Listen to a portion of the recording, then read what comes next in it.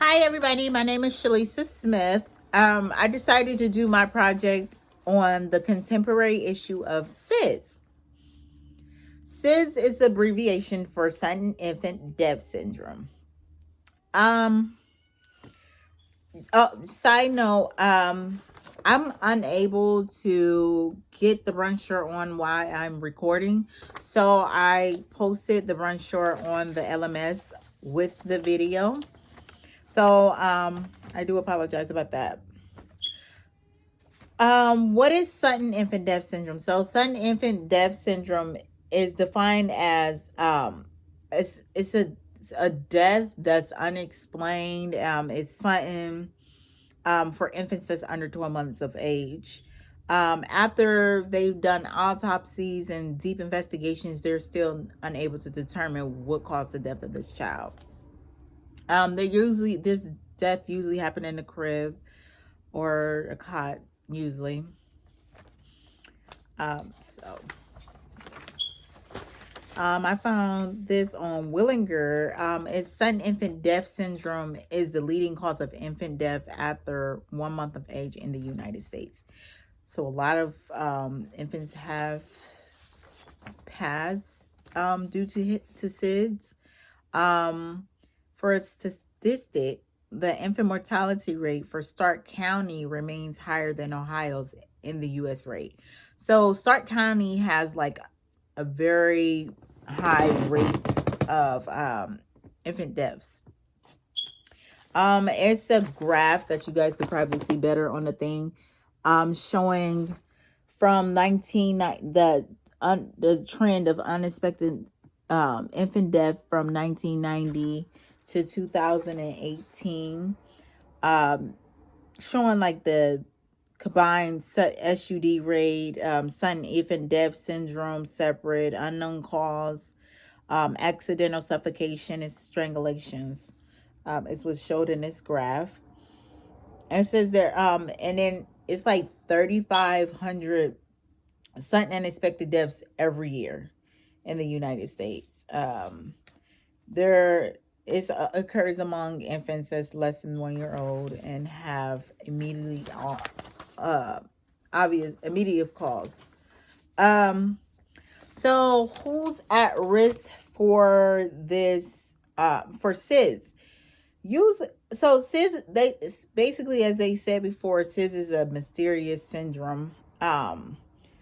Since it like you can't determine what is the cause of the death.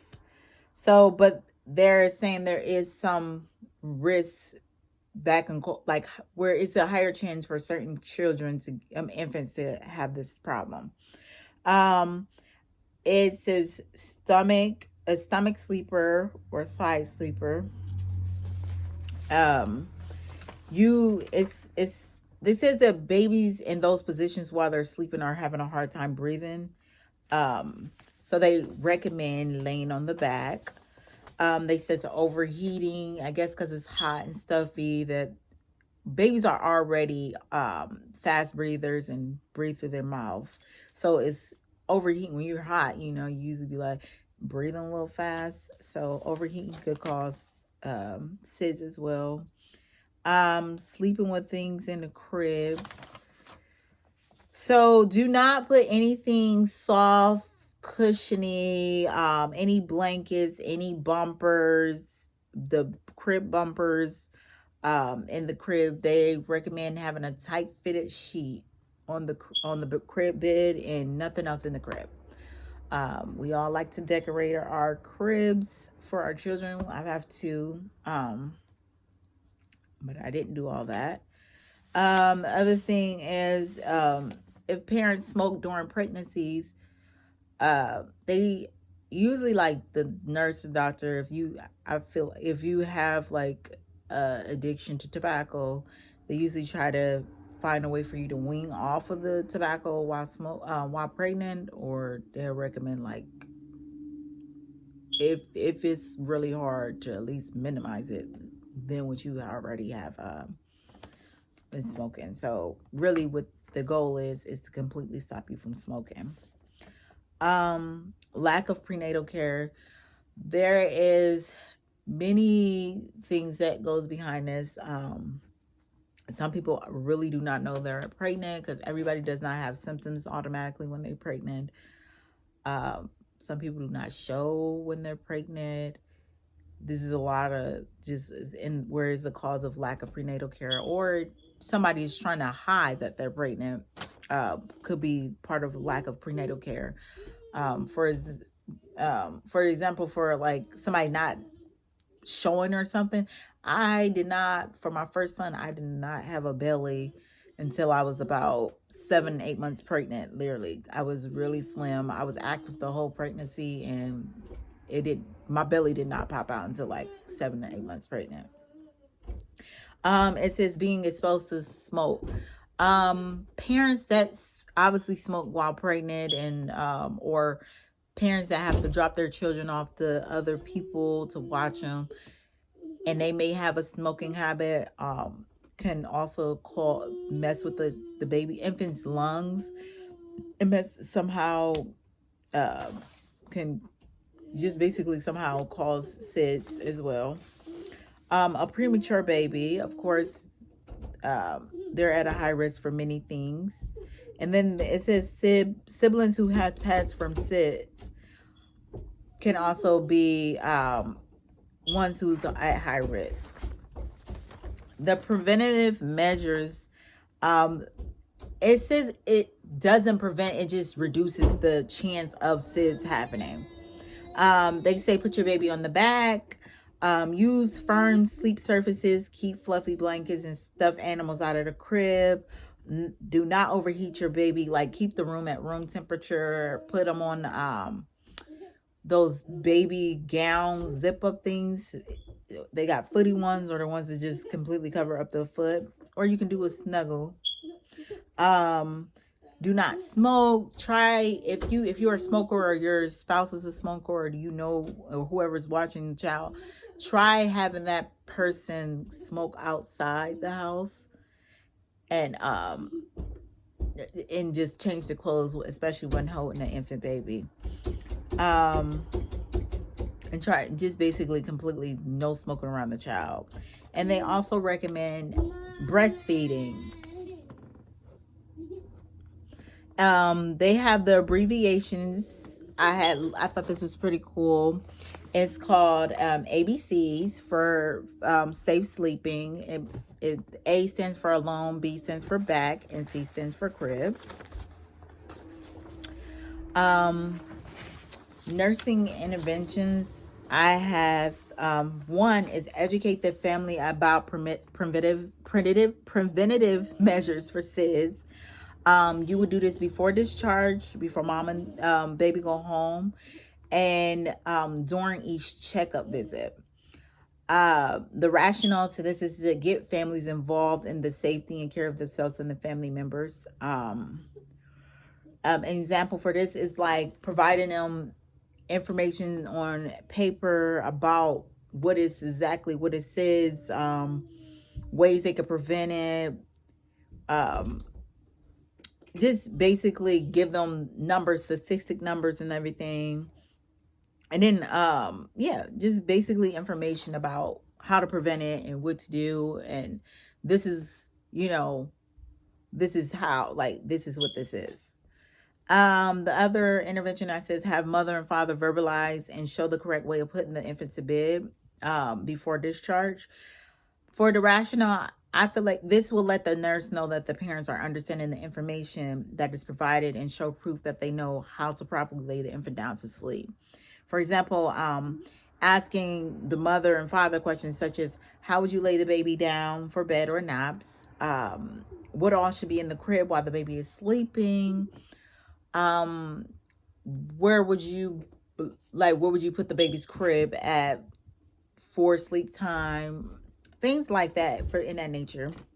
And then the third intervention, nursing intervention I have, is provide information about resources. That is very important because some people cannot afford a lot of things, even though, most people say, why have a baby if you can't afford it? But it's not the case for everything. That's just a personal opinion, if you ask me. People, like, the rationale to this, people with, like I said, people with income problems may need the help with providing crib or milk. They may need someone to continuously check on them in the home, and system, especially new parents, young new parents, that have no idea about being a parent. They need that. For example, there is a program that is also on the Stark County's website. It is called Thrive. This program is for single or low income families who need help with buying things, housing, transportation, jobs, childcare, finding the right resources to get help with things they are lacking, basically. I said this issue, contemporary issue, has relations with teen pregnancies. I said teen pregnancies is because, and on sudden infant death syndrome symptoms and causes, in one of my sources, it says during pregnancy the mother also affects her baby's risk of SIDS, especially if she is younger than 20. um there is, I guess, the body, because of the teen body not being fully developed and ready to give birth 100%, can cause a higher risk for teen pregnancy. So that's important, for parents, at the teen parents. And that's how that would connect to SIDS, younger people having babies. Social economics, that is with income. I said people that are like in lower income. I also seen in there in my an article where it stated that people who are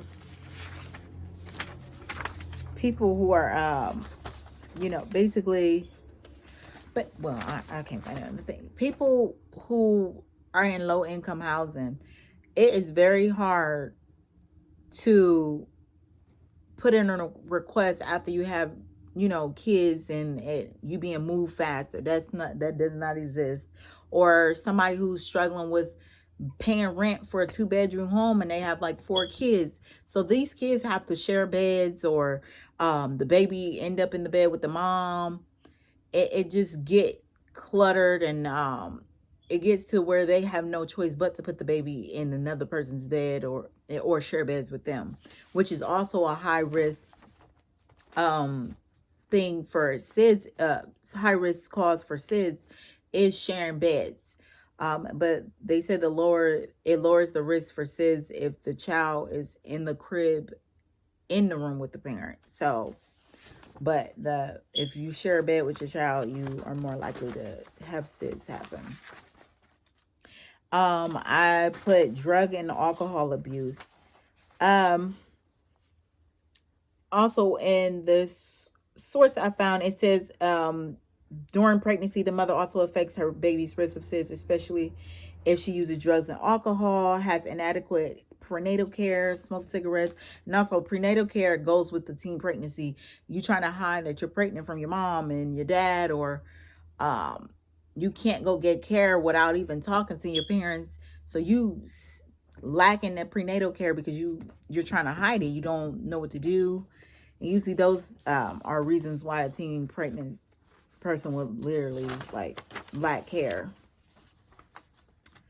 And as far as why this interests me, I have honestly known a few people who had lost their child to SIDS.